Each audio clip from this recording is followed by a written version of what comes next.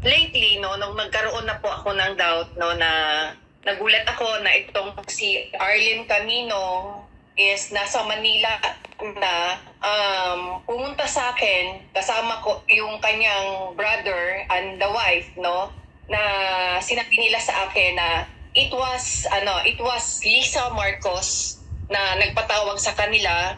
They went to the office of the First Lady. Actually, talagang doon ko pa nga nalaman sa kanila na ang office of the First Lady is ang PMS building.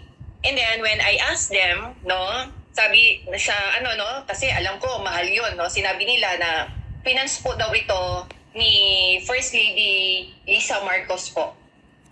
Yun po yung pictures na isinend ko po. So ma'am, linawin po natin, yung pong nakausap ninyo ay yung witness na si Arlene Hindi, Stone pala. Stone. English pala yun. Arlene Stone. Tapos, nagpunta ng Pilipinas at ang sinabi po sa inyo ay pinauwi siya ni First Lady Lisa Marcos. Tama po ba? Yes po, sir. Actually, yun nga, no, yung wife po ng kanilang brother ni Arlene Camino na sinabi nila sa akin na pinapunta daw si Arlene Camino ni First Lady, no, including sa mga panggasto sa kanila, no, sa mga expenses. And she told me na nag-stay nga daw ito sa 5-star hotel. Ma'am, yan ba yung nasa picture, yung lalaki? Na kita niyo po ba yung yes sa po, picture? yung Yan yung yes po, siya po yung nagpakilala na yes po, yan yung kapatid ni Arlene Camino. Ma'am, sa pagkakwento po sa inyo ng mga yung pong binanggit ng mga personalidad, ano daw po ang kanilang motibo? At ano raw po ang dahilan, alayo nun US papuntang Pilipinas, at nababanggit po yung pangalan ni First Lady Lisa Araneta Marcos. Ano raw po yung dahilan, ba't pinauwi? At paano ito naugnay doon sa mga hearing kay Pastor? Kasi ito pong si Arlene Camino, meron na kasi ito siyang mga vlog. And she admit to me that from the very start, she was connected with the Liberal Party. And she even mentioned about Lloyda Luis, no?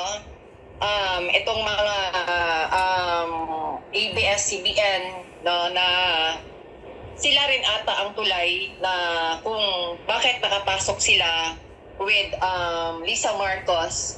We all know about the Araneta, and alam mo kasi sa totoo lang, stabilize yung maayos talaga yung pagkakasabi nila, because before is ako rin yung nakakonect rin ako nito, no? Ako rin yung bulgar kay Trillanes. Nakakonect kasi nung kinuwento nila si Lloyda Luis, then the ABS-CBN, no? And then they mentions about the Araneta na alam naman natin na ito po ay connected sa Liberal Party, no?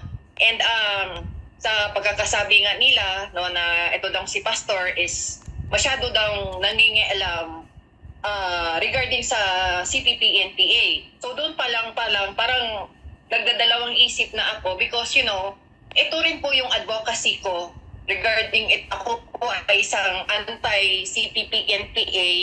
It is because at that time, no, na itong mga parent na to nang pumunta ng CIDG Krame, no, alam ko po ang lahat ng istorya at nakikita ko po ang lahat ng pasakit bilang magulang, no, na ni-recruit yung kanilang pamilya. So at that time parang distansya na rin po ako, lalo na when they invite me to go to Manila, and then they are willing daw na sila rin yung magasto sa akin. Parang nagdalawang isip na ako, sabi ko, pera-pera na to.